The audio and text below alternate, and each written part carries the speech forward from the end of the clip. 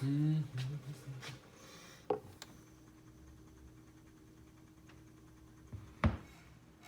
VC, welcome back to the Personal Oasis. This is Blind Island Reviews. I've got my coffee, and today we are going to be taking a look at Etta James' 1978 album, Deep in the Night.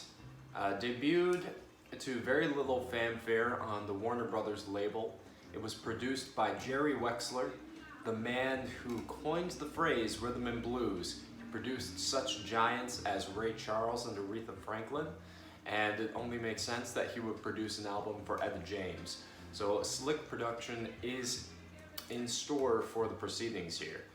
Also, she only recorded one more album before hitting an 8-year hiatus after this. Just giving you a little background information before we hit the review.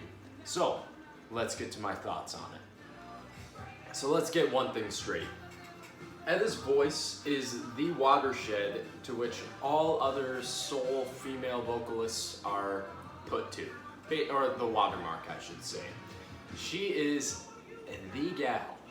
Her voice is so powerful and can meld and mold to whatever genre she happens to be covering at the time. And her performance on this record is no different. It's unimpeachable, it's incredible. She's amazing on this album. Her voice is fantastic. The record grabs you immediately with a funky bass line on Living Beside You. Really just swirling horns around her vocals, but never overpowering her, which is really important especially when you think of a lot of these other soul singers who are getting a little too involved in the disco scene and losing what was great about their vocalization to begin with. And while she surrounded herself with fantastic session musicians, I would have to say that some of the instrumentation on here sounds a bit dated in comparison to her early 60s work, where it has this timeless classic quality. This definitely sounds like a 70s album, which isn't necessarily a bad thing, but it does date this particular album a little bit. And also, the title tracks kind of sticks out a little bit as a sore thumb. It's kind of this jam, this sex jam track, very much in the vein of what singers like Barry White and Isaac Hayes have been doing for a couple of years. She's doing this spoken word thing that it's not her strength, it's not what she's about, and it seems a little reactionary in comparison to the other tracks that are on here that are full of fire and soul. So yeah, definitely the track listing is a little uneven, but overall, most of the songs on here really hit the money. And another thing that is really important about Etta James, like I said earlier, is that no matter what genre she's covering or what song she is covering, she makes it her own. Especially on tracks like Only Women Bleed and Take a Little Piece of My Heart. She basically rips those songs from their famous interpreters, Alice Cooper and Janis Joplin, and totally makes it her own. I think that she's one of the only female vocalist interpreters that you could really say does that on a regular basis. Album highlights, I would say, are Only Women Bleed, which was, again, originally done by Alice Cooper, but she really inhabits the meaning of that song.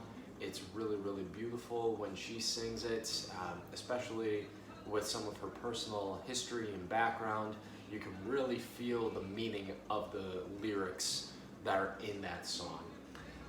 Her version of Sugar on the Floor is just dripping with appeal, and she is just wraps herself inside of the song and it melts like dripping chocolate. Gorgeous. And Blind Girl, the final track on here, it is a weeper. It's another one where I believe that her years of experience inform the song's meaning, and you really believe that she has lived this song. It's gorgeous. I highly recommend those are the tracks that are the album highlights to me. So for my final thoughts, this is a compelling album. It's a collection of great funky soul tracks done with a strong backing group, despite some strange choices with a couple tracks and a dated studio sound. It's still a very rewarding listen and well worth seeking out. I give this one a 4 out of 5. You can usually find this record for about $6 to $8 on Discogs. I highly recommend you pick it up or find it at your local record store, even better. Support your local businesses.